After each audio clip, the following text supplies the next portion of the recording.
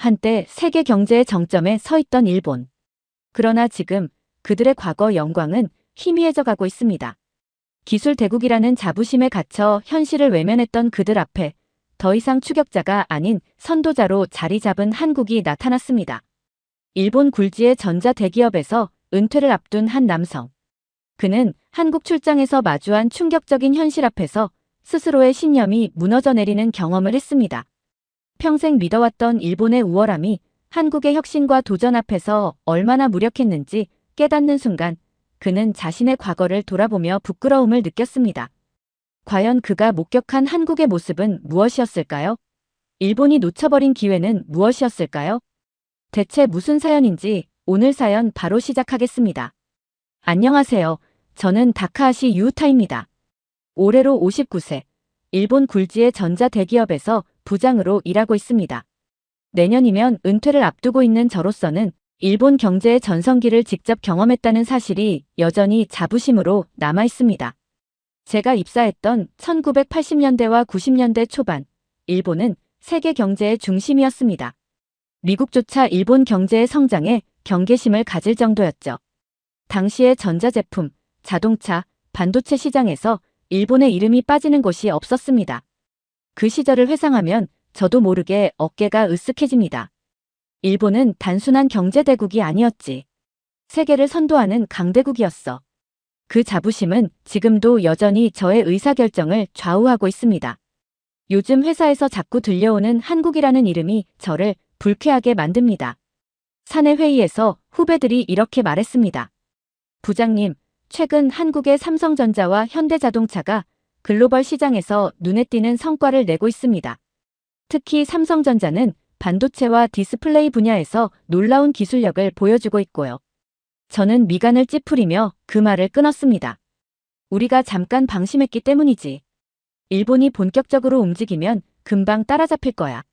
후배들은 말끝을 흐리며 고개를 끄덕였지만 저는 그들의 미묘한 표정을 읽을 수 있었습니다. 그들은 제 말을 믿지 않는 것처럼 보였습니다. 회의 후 또 다른 후배가 조심스럽게 제게 다가와 말했습니다. 부장님, 한국 기업들과의 협력을 검토해보면 어떨까요? 요즘 그들의 혁신적인 기술과 빠른 시장 대응은 저희도 참고할 만한 점이 많아 보입니다. 그 말에 저는 웃으며 고개를 저었습니다. 협력? 일본이 왜 한국과 협력해야 하지? 그들은 여전히 우리의 뒤를 쫓고 있는 나라일 뿐이야. 한국은 한때 일본의 기술을 따라하기 바빴던 나라였고 그 인식은 제 안에서 변하지 않았습니다. 1990년대 초반까지도 일본의 기술은 압도적이었고 한국은 그저 조립 기술을 발전시키는 수준에 불과했습니다. 제 세대에게 조립 기술의 나라라는 말은 한국을 설명하는 가장 정확한 표현이었죠.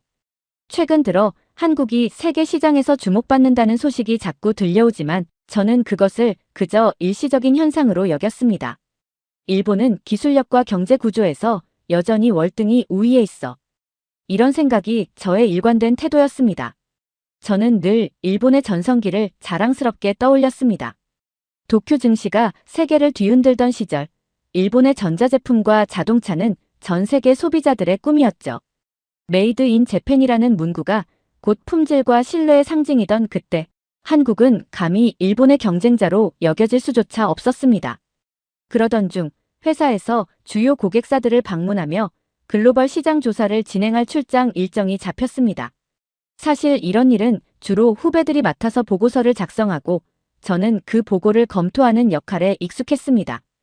직접 발로 뛰는 자리는 오랜만이라 약간은 낯설게 느껴졌습니다. 그런데 이번 일정에는 다소 의외의 목적지가 포함되어 있었습니다. 출장 대상 국가들 중 하나로 한국이 포함된 것이었죠. 순간 마음이 복잡해졌습니다.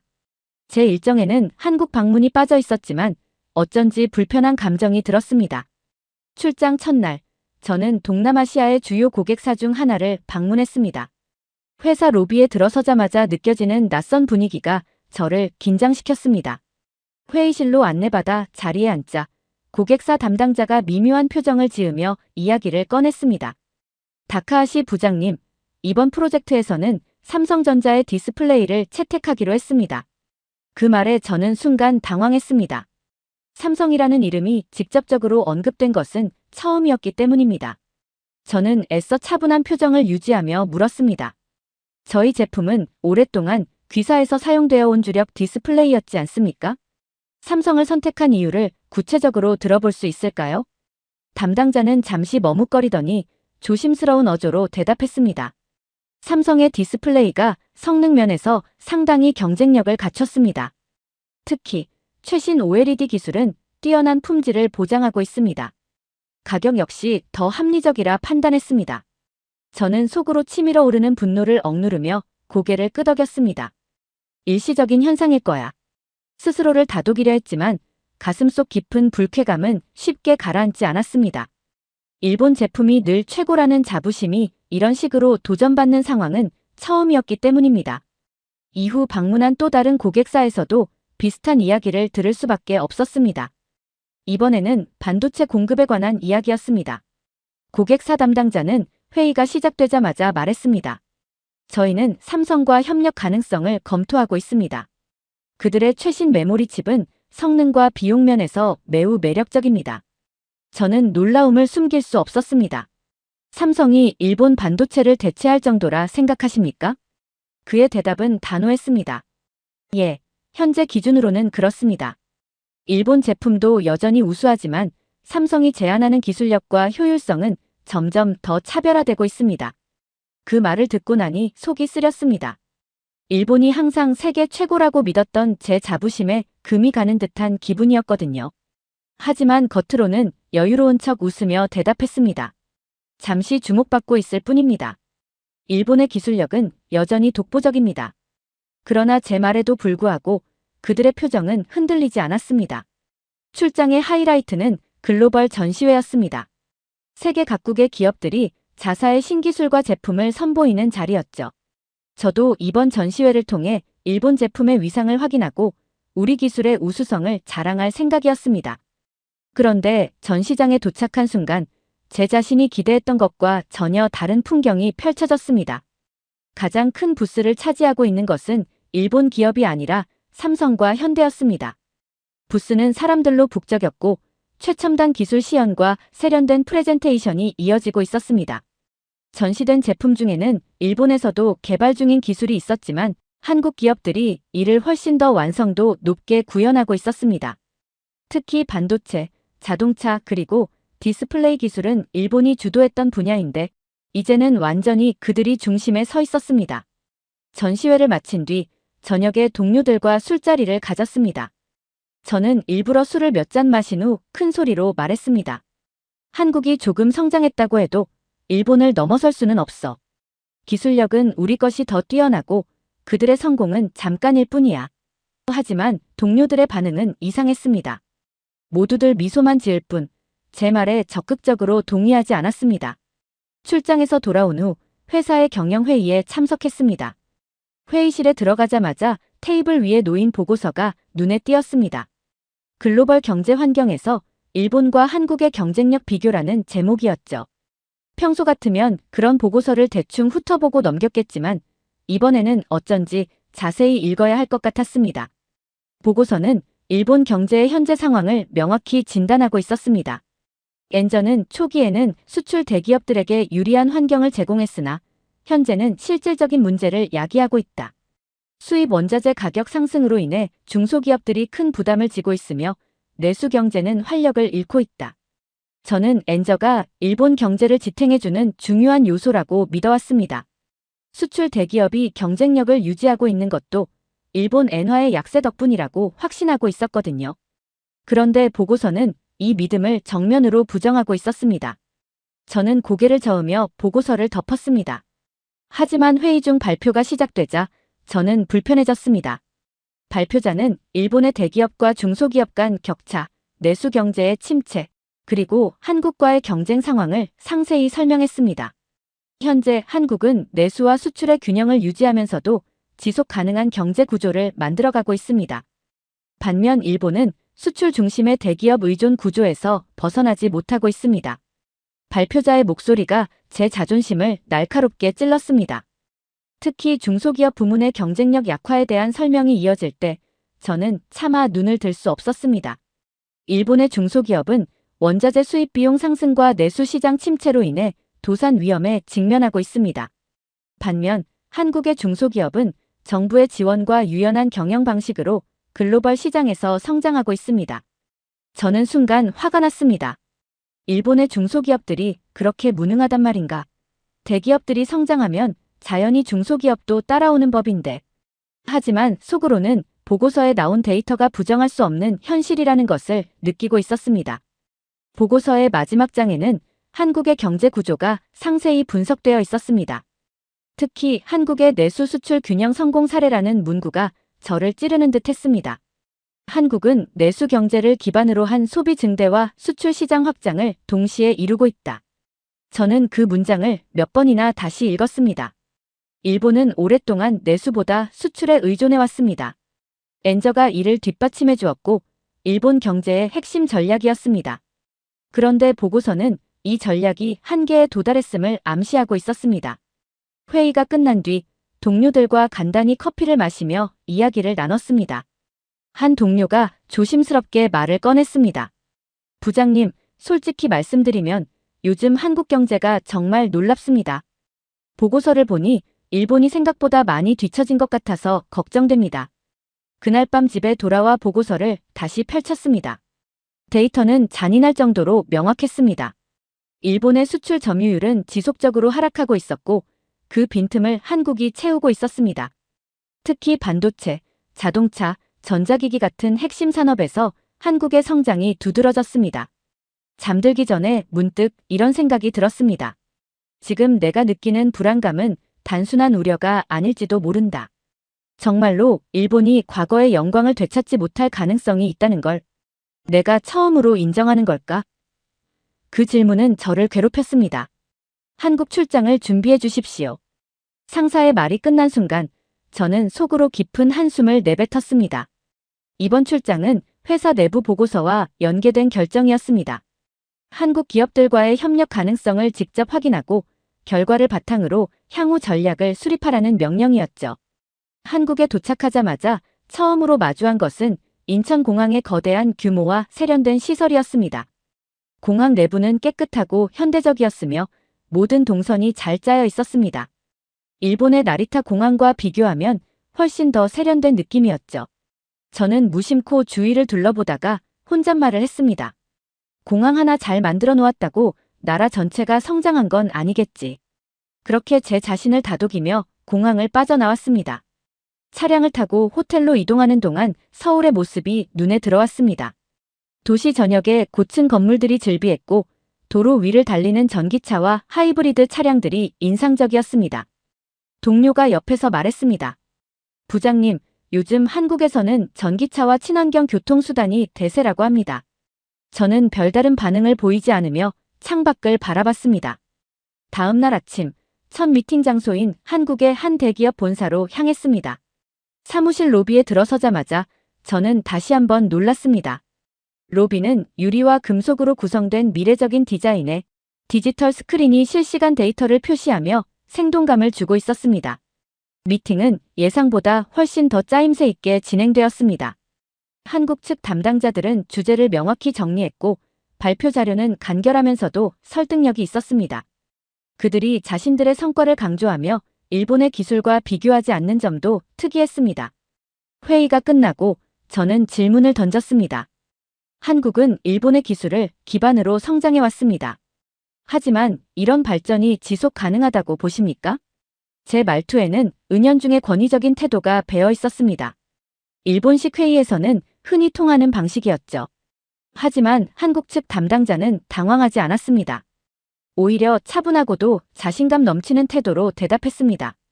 일본 기술이 저희에게 큰 도움이 된 건 사실입니다. 하지만 지금은 저희 기술도 충분히 독립적입니다. 일본과의 협력 역시 상호 이익이 될 것으로 생각합니다.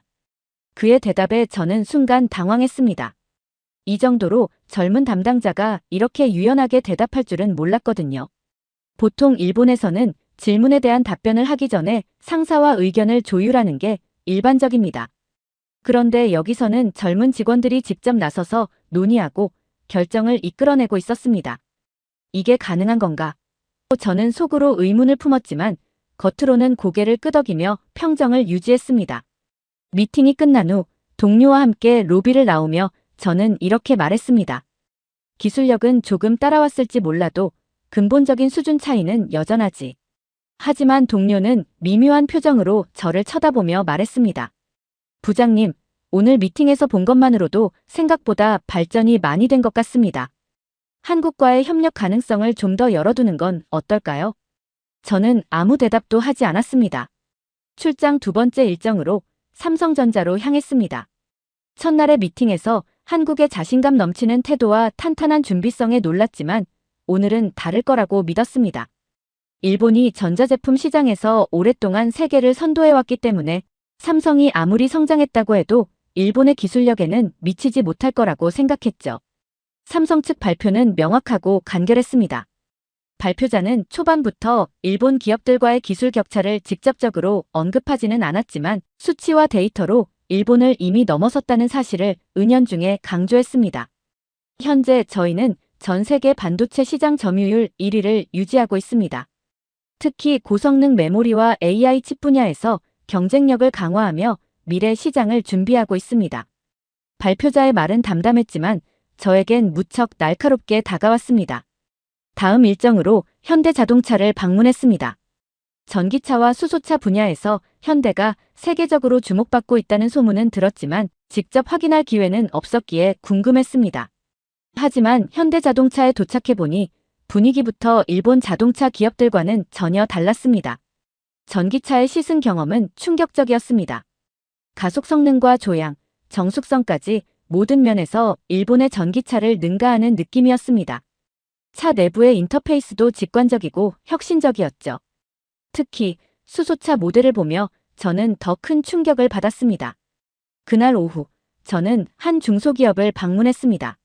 일본에서는 중소기업을 대기업의 하청업체로 인식하는 경향이 강하지만 여기서는 분위기가 달랐습니다. 저희는 대기업과 경쟁하기보다는 새로운 시장을 개척하는 데 초점을 맞추고 있습니다. 중소기업 대표가 말했습니다. 그는 AI를 활용해 소상공인을 위한 경영 지원 시스템을 개발하고 있었는데 그 혁신성과 접근 방식에 놀랐습니다. 저는 호텔 로비에서 짐을 정리하며 지난 며칠 동안의 일들을 떠올렸습니다. 삼성이 보여준 압도적인 기술력, 현대자동차의 혁신적인 비전, 그리고 한국 중소기업과 스타트업들의 열정적인 모습은 제게 깊은 인상을 남겼습니다. 하지만 그 인상은 긍정적인 감탄보다는 묘한 박탈감과 자괴감을 불러일으키고 있었습니다. 한국 출장 동안 접했던 모습들은 제가 일본에서 익숙하게 보던 풍경과 크게 달랐습니다. 특히 청년층의 활기가 인상적이었습니다.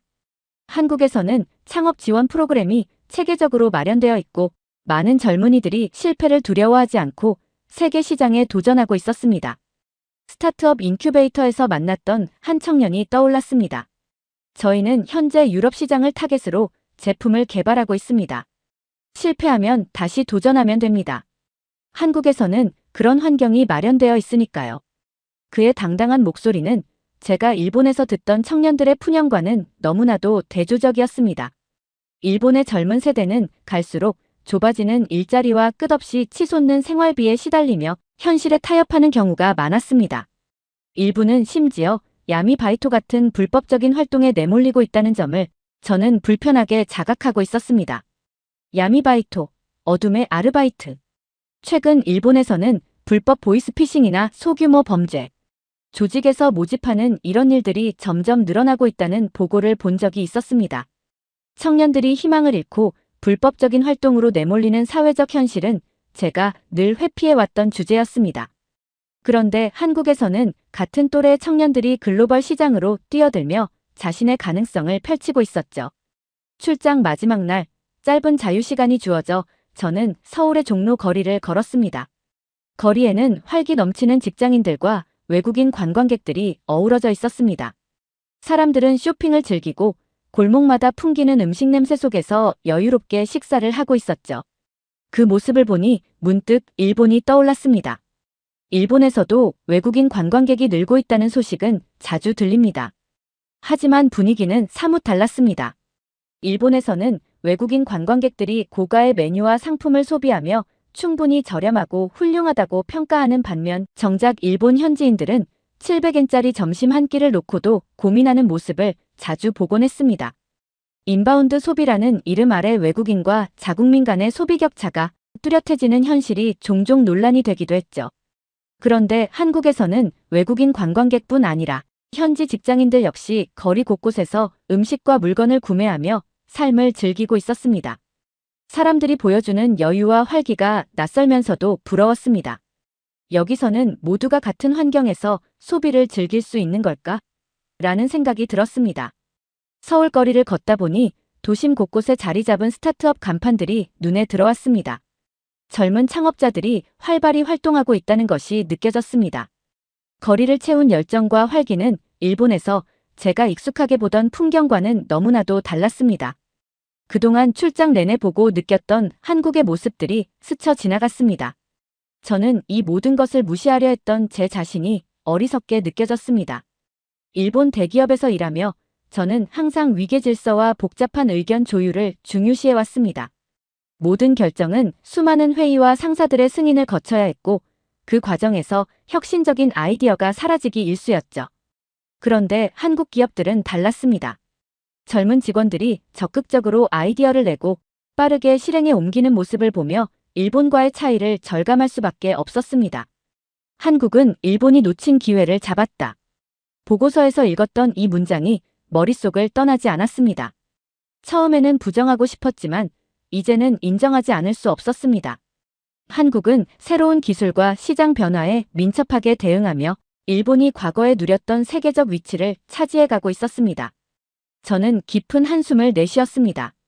일본은 왜 멈춰버린 걸까? 과거의 영광에 매달려 변화의 필요성을 외면했던 일본의 모습이 떠오르며 마음이 무거워졌습니다. 하지만 동시에 이런 깨달음이 제게 변화의 첫걸음을 내딛게 할지도 모른다는 희망도 느껴졌습니다. 일본으로 돌아온 첫날 아침, 저는 사무실로 향했습니다. 출장 중 보고 느꼈던 것들이 머릿속에서 떠나지 않았습니다. 변해야 한다. 이 생각이 제 마음속 깊이 자리 잡고 있었습니다. 하지만 과연 동료들이 제 변화를 이해할 수 있을지, 제 의견을 받아들일 준비가 되어 있을지 확신할 수 없었습니다. 사내 회의실에 들어서자 익숙한 동료들의 얼굴이 눈에 들어왔습니다. 모두들 출장에서 돌아온 제 보고를 기다리고 있었죠. 저는 깊게 숨을 들이쉬고 입을 열었습니다. 이번 한국 출장에서 많은 것을 느끼고 돌아왔습니다. 제 목소리는 평소와 달리 단호했습니다. 한국은 일본을 따라잡는 나라가 아닙니다. 그들은 이미 자신만의 길을 개척하고 있습니다. 순간 회의실이 조용해졌습니다. 몇몇 동료들의 표정에는 놀라움이, 몇몇에게는 의구심이 스쳤습니다. 그동안 제가 끊임없이 한국을 평가절하해온 사람이었기 때문이겠죠. 그들은 수출에 의존하지 않고 내수 경제를 안정적으로 성장시키며 중소기업과 스타트업을 지원하는 시스템을 완벽히 구축했습니다. 그 결과 젊은 세대가 창업과 혁신에 뛰어들며 새로운 가치를 창출하고 있습니다. 제가 한국에서 배운 점들을 하나씩 설명할 때마다 동료들의 얼굴에는 조금씩 변화가 생겼습니다. 몇몇은 고개를 끄덕였고 몇몇은 메모를 하며 진지한 태도를 보였습니다. 발표가 끝난 뒤 한 동료가 조심스럽게 질문을 던졌습니다. 다카하시 부장님, 그래서 저희가 한국으로부터 무엇을 배워야 한다고 생각하십니까? 저는 망설임 없이 대답했습니다. 경쟁에 집착해서는 안 됩니다. 대신 변화하고 혁신을 받아들여야 합니다. 이 말을 하면서도 제 안에서는 약간의 두려움이 있었습니다. 과연 이 메시지가 전해질 수 있을까? 하지만 더 이상 현실을 외면할 수 없었습니다. 일본은 변해야 했습니다. 그렇지 않으면 더 큰 도태를 피할 수 없을 테니까요. 그날 밤, 저는 집으로 돌아오는 길에 창밖을 바라보았습니다. 도쿄의 화려한 야경이 펼쳐져 있었지만 제 마음은 복잡했습니다. 일본은 여전히 강한 경제적 기반을 가지고 있었지만 그 안에는 과거의 틀에 갇힌 한계도 명확히 보였습니다. 한국에서의 경험은 저를 완전히 바꿔놓았습니다. 변화와 혁신은 더 이상 선택이 아니라 필수라는 것을 깨달았습니다. 하지만 저는 일본이 다시 일어설 수 있다는 희망을 가지고 있습니다. 그 길은 새로운 도전에 응답하고 배울 점은 배워야 하는 용기에서 시작될 것입니다. 한국을 무시했던 과거에 제가 부끄럽습니다. 이제는 그런 태도를 버리고 배워야 할 점을 받아들여야 한다는 생각을 했습니다. 미래는 과거의 자부심에 머무르는 것이 아니라 변화를 받아들이는 용기에서 시작됩니다. 저 역시 이 깨달음을 바탕으로 우리나라가 더 나은 방향으로 나아가는데 기여하고 싶습니다. 두 번째 사연 시작합니다. 중국 베이징 대학교를 최우수 성적으로 졸업하고 하버드 케네디 스쿨에 입학한 여성이 있습니다. 그 여성은 학생회 미팅에서 한국 학생들이 적극적으로 의견을 내고 리더십을 발휘하는 모습을 보며 조공국 출신들이 너무 나선다고 생각하고 사사건건 한국을 비난하고 있습니다. 심지어 한국 학생들과의 갈등을 만들기 위해 수업 중 한국은 중국의 영향을 받은 나라입니다. 그런데도 자신들만의 독창성을 주장하는 건 우습지 않나요? 라는 말도 안 되는 발언까지 하고 있습니다. 결국 그 여성은 교수님께 지적을 받고 국제 학생들 사이에서 고립이 되는데 대체 무슨 사연일지 오늘 사연 바로 시작하겠습니다. 안녕하세요. 저는 웨이란입니다. 베이징 대학교를 최우수 성적으로 졸업하고 하버드 케네디 스쿨에 입학하게 되었습니다. 어릴 적부터 중화 사상에 깊이 젖어 자란 저는 중국이 세계의 중심이라는 생각이 당연했습니다. 역사 수업에서는 중화 문명의 위대함을, 정치 수업에서는 중국의 영향력을, 경제 수업에서는 세계 최대 시장으로서의 중국을 배웠습니다. 하버드 입학 허가서를 받았을 때도 저는 이것을 중국의 우수성을 세계에 보여줄 기회로만 여겼습니다. 다른 나라의 문화를 배우거나 교류할 생각은 전혀 없었죠. 오히려 서구 사회에 중국의 위대함을 가르쳐 주겠다는 오만한 생각뿐이었습니다. 지금 생각하면 부끄럽지만 보스턴행 비행기에서부터 저의 거만한 태도는 시작되었습니다.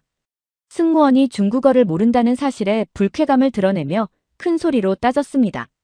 기내식이 늦게 나왔다며 화를 냈고 중국인은 특별한 대우를 받아야 합니다라며 승무원들을 곤란하게 했습니다. 하버드에 도착한 첫날, 국제학생 오리엔테이션에서 전 세계의 학생들을 만났습니다. 인도, 브라질, 독일 등 다양한 국적의 학생들이 있었지만 제 눈에 특히 거슬린 건 한국 학생들이었어요. 그 당시엔 작은 나라에서 온 학생들이 무슨 대단한 것을 보여줄 수 있을까? 하는 편견이 가득했습니다. 학생회 미팅에서 한국 학생들이 적극적으로 의견을 내고 리더십을 발휘하는 모습을 보며 속으로 비웃었습니다. 조공국 출신들이 너무 나서는군이라고 생각했죠. 그들의 유창한 발표 실력과 전문적인 지식도 거칠애일 뿐이라고 얕잡아 보았습니다. 그러나 첫 학기가 시작되면서 충격적인 현실과 마주하게 되었습니다. 국제경제정책 수업의 첫 발표에서 한국 학생 도하임은 중국의 1대1로 정책에 대한 날카로운 분석을 내놓았습니다. 동남아시아 국가들의 경제 주권 문제부터 환경적 영향까지 그녀의 발표는 완벽했습니다. 도시의 분석은 매우 인상적입니다. 특히 개발도상국의 부채 함정 문제를 지적한 부분이 탁월하네요. 교수님의 극찬에 강의실은 박수 소리로 가득 찼습니다. 반면 중국 학생들의 발표는 매번 혹평을 받았습니다. 단순한 숫자 나열이 아닌 비판적 분석이 필요합니다. 다른 관점도 고려해야 합니다. 팀워크가 부족해 보입니다. 이런 평가들이 계속되었죠. 조별 과제에서도 한국 학생들은 뛰어난 협동심과 리더십으로 팀을 이끌었습니다. 밤늦게까지 도서관에서 공부하는 그들의 열정은 모두의 귀감이 되었죠. 반면 중국 학생들은 개인주의적 태도와 소통 부족으로 팀원들의 불만을 샀습니다. 저는 이 모든 것이 단순한 오해라고 생각했습니다. 분명 서구 교수들의 편견일 거야. 우리가 어떻게 작은 나라 출신들보다 못할 수 있지? 중국의 명예를 회복하겠다는 일념으로 다음 발표를 위해 밤늦게까지 준비했습니다. 하지만 제 발표는 또다시 실패했습니다. 웨이란 씨, 객관적 사실에 기반한 분석이 필요합니다. 단순히 자국의 입장만을 주장하는 것은 학문적 태도가 아닙니다. 교수님의 날카로운 지적에 제 자신감은 크게 흔들렸습니다. 처음의 실패는 단순한 우연이라 생각했어요. 하지만 시간이 지날수록 현실은 더욱 냉혹했습니다. 매주 월요일 국제관계론 수업에서 한국 학생들은 놀라운 분석력을 보여주었고 교수님의 끊임없는 찬사를 받았습니다. 특히 도하임의 존재는 제게 큰 스트레스였습니다. 그녀는 발표할 때마다 완벽한 자료 준비는 물론 예리한 통찰력으로 청중을 사로잡았어요. 중국의 해외 투자 정책이 현지 경제에 미치는 영향을 주제로 한 발표에서도 그랬습니다. 베트남 북부 공단의 사례를 보면 중국 자본의 유입이 단기적으로는 고용 창출 효과가 있었으나 장기적으로는 현지 기업의 성장을 저해하는 결과를 낳았습니다. 그녀의 분석에 강의실이 술렁였습니다. 저는 즉시 반박하려 했습니다. 그건 편향된 시각입니다. 중국의 투자는 개발도상국의 발전에 도움이 됩니다. 하지만 제 주장은 구체적인 근거가 부족했고 감정적으로 들렸습니다. 교수님은 날카롭게 지적하셨습니다. 웨이란 씨, 비판을 하실 때는 구체적인 데이터와 사례를 바탕으로 해주세요. 감정적인 반박은 학문적 토론에 도움이 되지 않습니다. 그 후로 저는 한국 학생들의 약점을 찾는 데 집중했습니다. 그들의 발언 하나하나를 꼬투리 잡으려 했고 문화적 차이를 들먹이며 갈등을 만들어내려 했습니다. 한국은 중국의 영향을 받은 나라입니다. 그런데도 자신들만의 독창성을 주장하는 건 우습지 않나요? 하지만 이런 시도는 오히려 역효과를 낳았습니다. 다른 학생들은 제 태도를 문제 삼았고 교수님께서도 건설적인 비판이 필요합니다라며 지적하셨습니다. 조별과제는 더욱 큰 좌절을 안겨주었어요. 한국 학생들은 완벽한 팀워크로 주목받았습니다. 밤늦게까지 도서관에 남아 토론하고 서로의 부족한 점을 보완해가며 과제를 완성했습니다. 어느 날 도하임의 팀이 발표한 아시아 경제 통합의 미래라는 주제는 큰 반향을 일으켰습니다.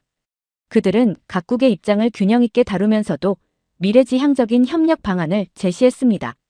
저는 그 발표를 듣고 있으면서도 무언가 트집 잡을 거리를 찾고 있었습니다. 질의응답 시간에 저는 의도적으로 날카로운 질문을 던졌습니다.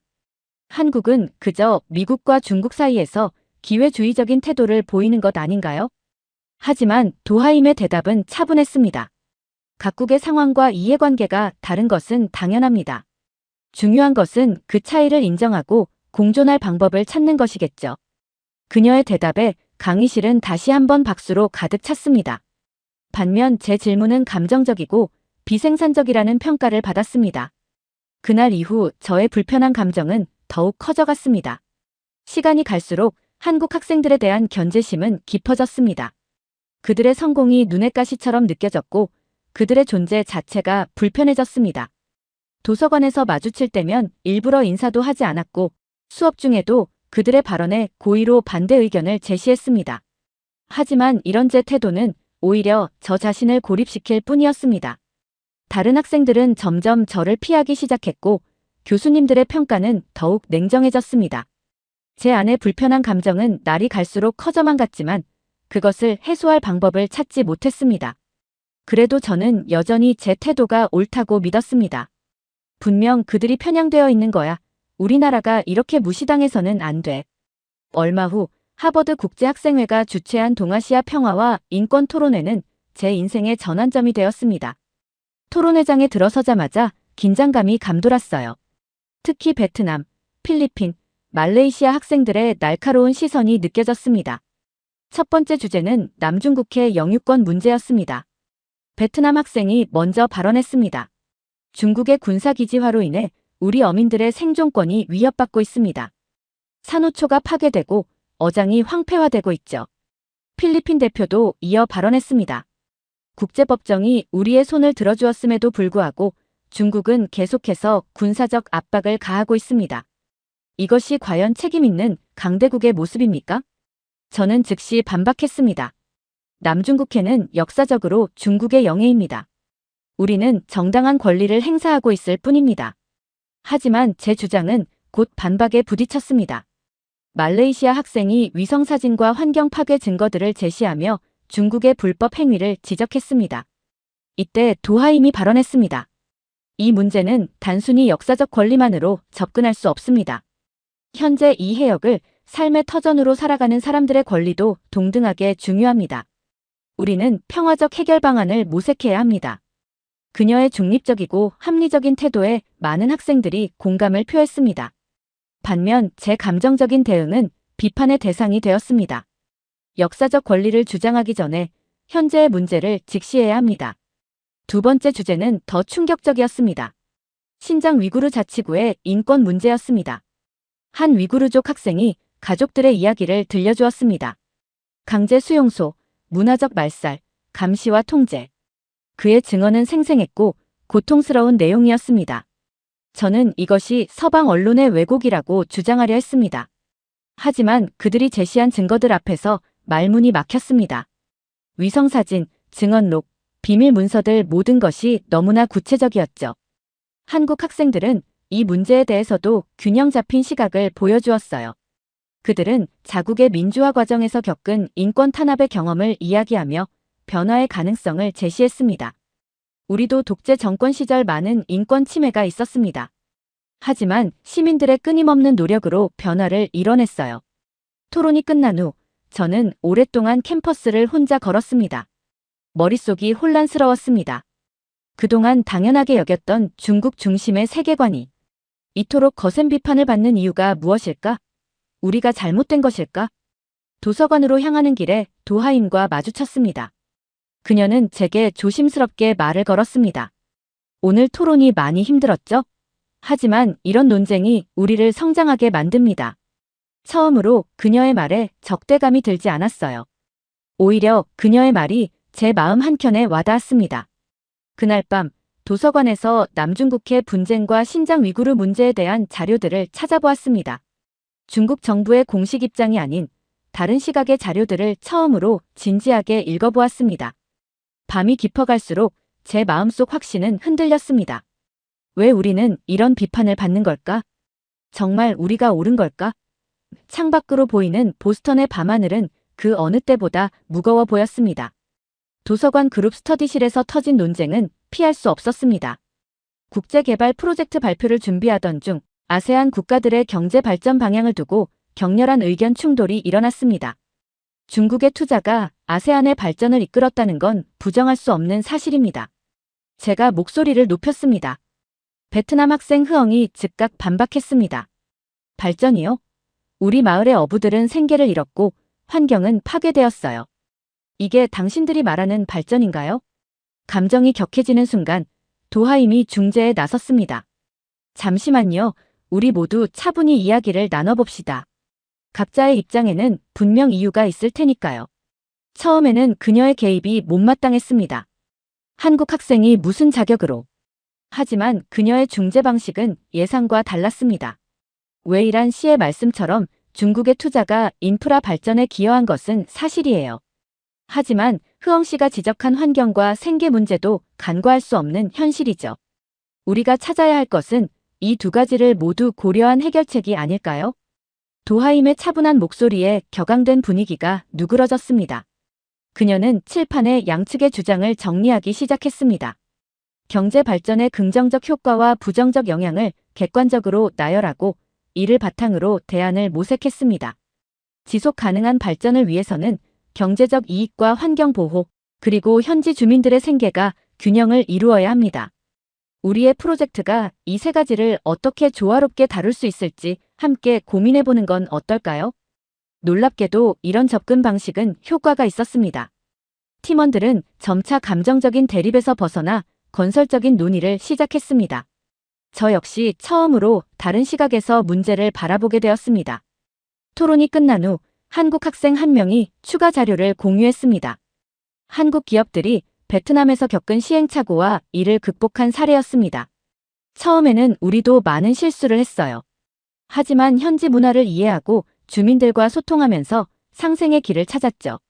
이런 중재적인 태도는 프로젝트 전반에 걸쳐 계속되었습니다.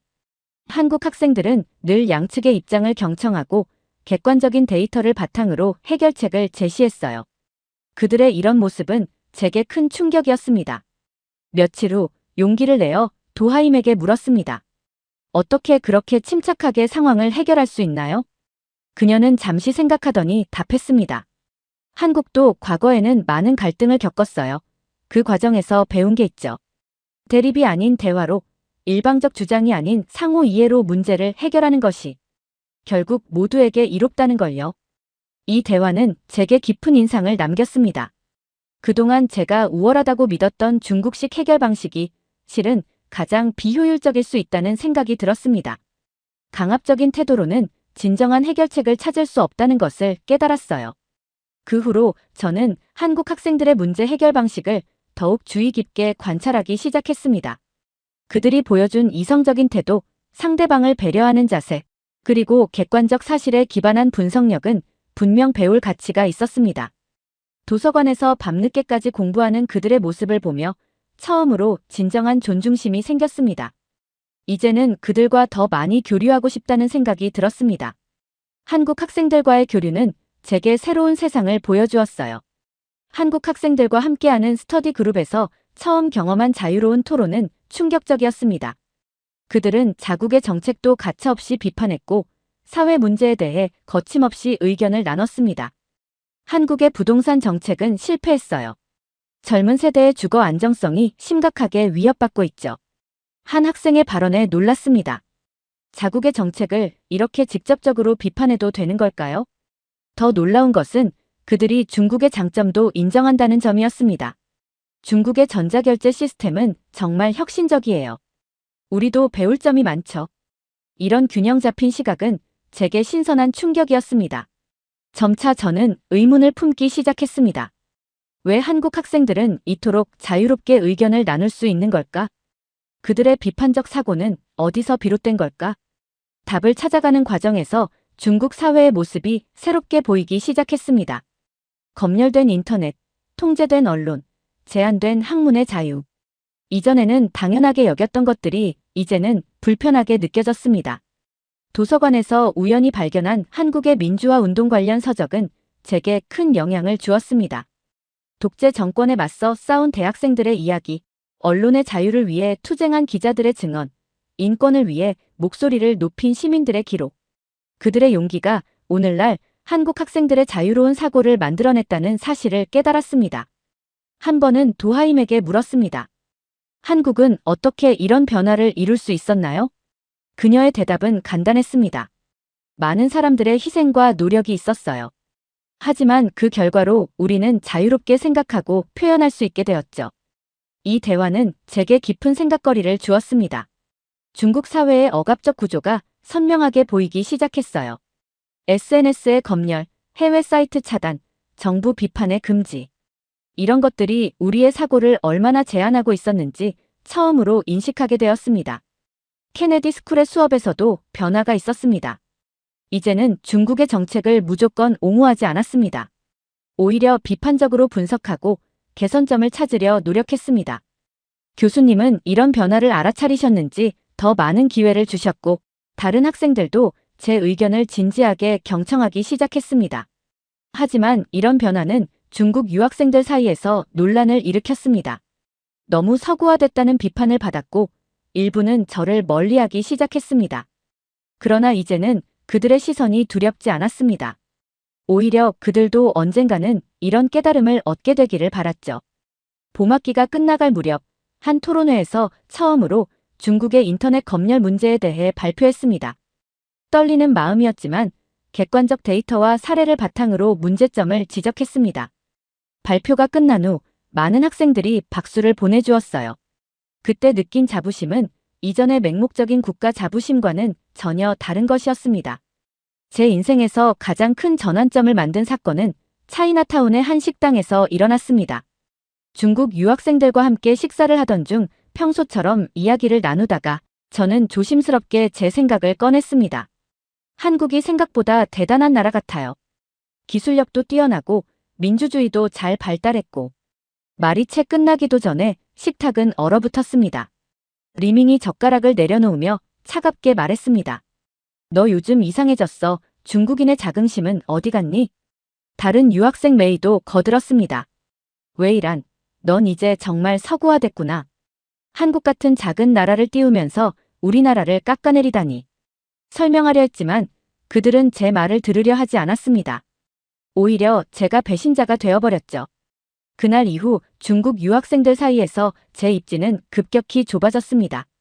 위챗 그룹에서는 제가 강제 퇴장당했고 중국 학생회 활동에서도 은근히 제외되기 시작했습니다.